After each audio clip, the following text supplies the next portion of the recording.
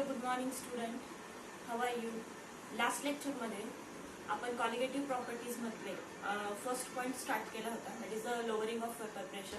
Lowering of vapour pressure मध्ये आपण बघितलं होतं relative lowering of vapour pressure म्हणजे काय असतं. आता नेक्स्ट कॉलिगेटिव्ह प्रॉपर्टी आपल्याला बघायची, that is the elevation of boiling point. Elevation of boiling point. But before that let's see what is mean by boiling point. So the boiling point, बघा इथे तुम्हाला एक इमेज दिसतीये की एक वॉटर मॉलिक्यूल आहे आणि कडेला काही सॅड फेस असलेले काही मॉलिक्युल्स दिसते. That is a non volatile solute येते. आणि ते जे नॉन व्हॉलेटाईल सोल्यूट आहे ते नॉन व्हॉलेटाईल सोल्यूट जो वॉटरचा मॉलिक्यूल आहे, या वॉटरच्या मॉलिक्यूलला बॉईल होऊ न देता त्याला थोडंसं फ्रीज करण्याचा प्रयत्न करतो. म्हणजे नॉन व्हॉलेटाईल सॉलिड मॉलिक्युल्स काय करतात की त्याला प्रोटेक्ट करतात, त्याचा बॉइलिंग पॉइंट इन्क्रीज होऊ देत नाही. आता एक्झॅक्ट बॉइलिंग पॉइंट म्हणजे काय असतं, let's see exact boiling point काय असतं. सो द बॉइलिंग पॉइंट बघा. So the boiling point that is the temperature at which the vapour pressure of a liquids becomes equal to atmospheric pressure. म्हणजे जो काही लिक्विडचा वेपर प्रेशर असणार आहे तो which is equal to atmospheric pressure. दोन्हीही काय असणार आहेत, इक्वल असणार आहेत ॲट अ पर्टिक्युलर टेम्परेचरला. That is called as the boiling point. So the boiling point कशासाठी आपण बघा, तुम्ही एक्सपेरिमेंटमध्ये सुद्धा बऱ्याच काही सबस्टन्सचा बॉइलिंग पॉइंट, लिक्विडचा बॉइलिंग पॉइंट बघत असतो.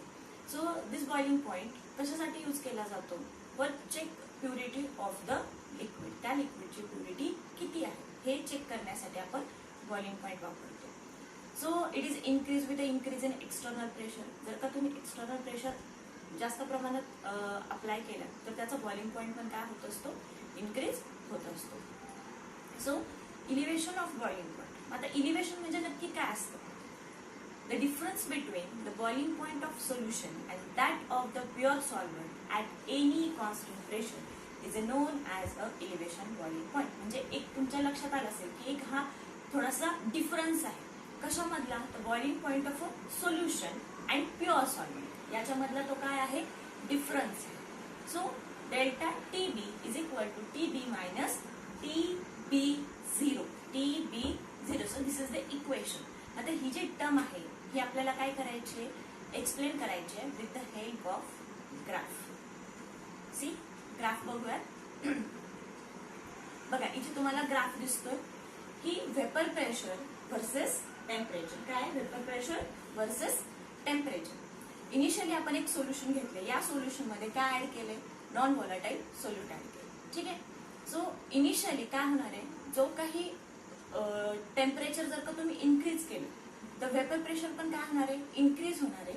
आणि इनिशियली सॉल्व्हंट तुमचा काय होणार आहे, बॉईल होणार आहे. काय होणार आहे, सॉल्व्हंट बॉईल होतो. मग तो सॉल्व्हंट ज्या टेम्परेचरला बॉईल करतो that is denoted by T naught B.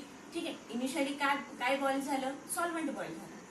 If the temperature again increases, जर का तुम्ही टेम्परेचर पुन्हा इन्क्रीज केलं तर मग काय बॉईल होणार आहे, आता सोल्युशन बॉईल होणार आहे. मग पण at same atmospheric pressure. Atmospheric pressure काय इक्वल आहे. बघा नेक्स्ट ही स्ट्रेट लाईन आहे आणि मग नंतर जो खालचा जो आहे जे सोल्युशन बॉईल होते which is denoted by T B. कशाने डिनोट केलाय, टी बी ने डिनोट केलाय. आता जो हा टी नॉट बी आहे आणि टी बी आहे याच्यातला जो डिफरन्स आहे, ह्याच्यातला जो डिफरन्स आहे तो आपल्याला काय मिळणार आहे, बॉइलिंग पॉइंट ऑफ सॉल्व्हंट. ठीक आहे. काय मिळणार आहे, बॉइलिंग पॉइंट ऑफ लिक्विडचं मिळणार. काय मिळणार आहे, लिक्विडचं मिळणार आहे. So the vapour pressure of solution containing non volatile solute is less than pure solvent. जो काही प्युअर सॉल्व्हंट आहे तुमचा त्याच्यापेक्षा त्याचा बॉइलिंग पॉइंट काय आहे तर कमी आहे. आता elevation of boiling point of pure solvent is a T B is equal to T minus T naught B. त्या दोघांमधला काय करायचं आहे, आपल्याला डिफरन्स घ्यायचा. बघा इक्वेशन दिलेले, T naught B is the boiling point of pure solvent, T B is the boiling point of solution.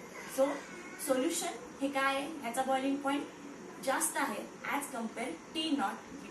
So the difference between the boiling point of solution and that of the pure solvent at a given constant pressure is called as boiling elevation of boiling point. So delta TB is equal to TB minus T naught B. ठीक आहे, इथपर्यंत काही doubt आहे का? ह्या जो आहे हे इक्वेशन तुम्हाला लर्न करायचं आहे. आता या बॉइलिंग पॉइंट ऑफ इलिव्हेशन आणि कॉन्सन्ट्रेशन याच्यातलं आपल्याला काय बघायचं आहे की त्याचं एकमेकांबरोबर काय रिलेशन. ठीक आहे, जो बॉइलिंग पॉइंट ऑफ इलिव्हेशन असतो which is directly proportional to the molality that is concentration. काय करायचं, delta TB directly proportional to M. So delta TB is equal to KB and KB is the molality constant. ठीक है, TB is the delta TB is equal to KB into M.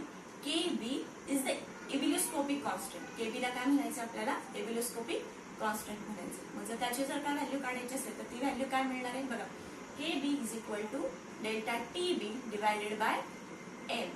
ठीक, इथपर्यंत काही doubt आहे. आणि delta TB which is a measure in Kelvin and molality measure in a mole kilogram inverse. 1.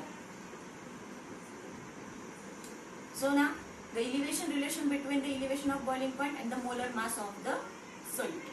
So consider आता याच्यातलं परत relation काय असणार आहे की elevation of boiling point which is directly proportional to the molar concentration of solution. KB is called as ebullioscopic constant. बघूयात आता, जर का आपल्याला काय करायचं, suppose W2 gram of solute घ्यायचे which is a dissolved in W1 gram of a solvent. तुम्हाला माहिती सोल्यूट हे काय less in quantity and solvent is a large in a quantity. So W2 dissolved in a W1. If we have to calculate moles of a solute. ठीक आहे, moles of solute जर काढायचं असेल तर आपण कसं काढणार, weight of a solute divided by molar mass of solute. So how to calculate W2 divided by M2. So mass of a solvent W1 gram काय येणार आहे, तर मास काढायचे. So divided by 1000. So W1 divided by 1000 gram per kilogram is equal to W1 divided by 1000 kilogram. And molality, moles of a solid divided by mass of a solvent in kg. सगळ्या value जर का put केला तर आपल्याला last equation काय मिळतं, 1000 W2 divided by M2 W1. ठीक है, मोल kilogram inverse. So this value put in ebullioscopic put in elevation. तर जो आपण इक्वेशन फाइंड आउट केले त्याच्यामध्ये आपण ते काय करूया, पुट करूया. So delta TB is equal to KB. Molality काय, मोलॅलिटीचा फॉर्म्युला काढला आपण 1000 W2 divided by M2 into W1. Molar mass काय येणार आहे, M2 is equal to 1000 KB W2 divided by delta TB W1. आपल्याला इक्वेशन इथं M2 चं मिळणार आहे.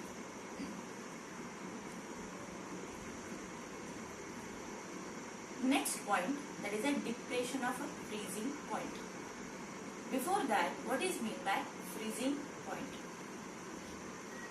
Freezing point. Freezing point काय असतं, एका पर्टिक्युलर टेम्परेचरला सॉलिड आणि लिक्विड हे एका सेम पॉइंट मध्ये ते दोन्ही काय असतात, इक्वल असतात. ठीक आहे, that is the temperature at which liquid and solid both are in the equilibrium and the two phases have the same vapor pressure. दोघांचा पण एका पॉइंटला वेपर प्रेशर काय असतो, इक्वल असतो आणि ते दोन्हीही एका पर्टिक्युलर फेज मध्ये असतात. That is called as the freezing point. आता how to calculate freezing point, तो freezing how to calculate depression of a freezing point कसं काढणार, तर बघा डेल्टा TF. जस्ट पहिल्यांदा इक्वेशन बघूया. T not F is the freezing point of pure solvent. TF is the solution in which the non-volatile solute is dissolved. म्हणजे एका solution मध्ये काय करायचं आपल्याला, नॉन व्होलाटाइल सोल्यूट ऍड करायचं. But T not F which is a greater than TF. So the difference between freezing point of a pure solvent and the solution is called as the depression in freezing point. So the equation is delta TF is equal to T not F minus TF. आता हेच equation आपल्याला graphically represent करायचं. बघा initially इथे जो red graph आहे, बघा इथे जो ग्राफ आहे याच्यामध्ये काय झालेले, आईस फॉर्म झालेले, म्हणजे जे काही तुमचं लिक्विड आहे ते काय झालेले, फ्रीज झालेले. सो सुरुवातीला काय काय बॉईल होणार आहे? तर सोल्युशन बॉईल होणार आहे. When we add some non volatile solute then त्याचा जो काही बॉइलिंग पॉईंट आहे तो काय होणार आहे? डिक्रीज होणार आहे. काय होणार आहे? डिक्रीज होणार आहे. आणि इट कन्वर्टेड इनटू आईस. कशामध्ये कन्वर्ट होणार आहे? आईस मध्ये कन्वर्ट होणार आहे. सो रेड कलरचा जो ग्राफ आहे that is the freezing point of pure solvent. आणि जो वरचा आहे तो काय असणार आहे? लिक्विड असणार आहे. आणि खालचा जो असणार आहे तो सोल्युशन असणार. आता या दोघांमधला जो डिफरन्स आहे that is the T0F minus TF, that is the depression of freezing point. Again, let's see the relation between a freezing point and the molality. So TF directly proportional to M. So delta TF is equal to KF into M. KF is also called as the cryoscopic constant. KF ला काय म्हटलं जातं? Cryoscopic constant. If M is equal to 1 and delta TF is equal to K, then the cryoscopic constant depression in a freezing point produced 1 molar solution of a non-volatile solute. काय form करणार आहे? 1 molar solution form करणार आहे. So unit of KF delta TF divided by M. K or K which is expressed in degree Celsius divided by mole kilogram inverse. So again let's see the relation between the molar mass of solute and the freezing point depression. M delta TF is equal to KF into M, and we know that M is equal to 1000 W2 divided by M2 W1. आता ही value जर का put केली तर आपल्याला equation काय मिळतं? Delta TF is equal to KF 1000 W2 divided by M2 W1. Again M2 ची value काढायची म्हटल्यावर काय येणार? M2 is equal to 1000 KF W2 divided by delta TF W1. बघा तेच इक्वेशन आहे इथे. प्रत्येकाचे नोटेशन दिलेलं आहे. डेल्टा TF म्हणजे काय? Depression in freezing point. KF म्हणजे काय? Freezing point depression constant. M म्हणजे काय? Molarity of the solution. WB म्हणजे काय? मास ऑफ सोल्यूट. MB म्हणजे काय? Molar mass of solute. आणि W1 म्हणजे मास ऑफ सॉल्व्हंट. सो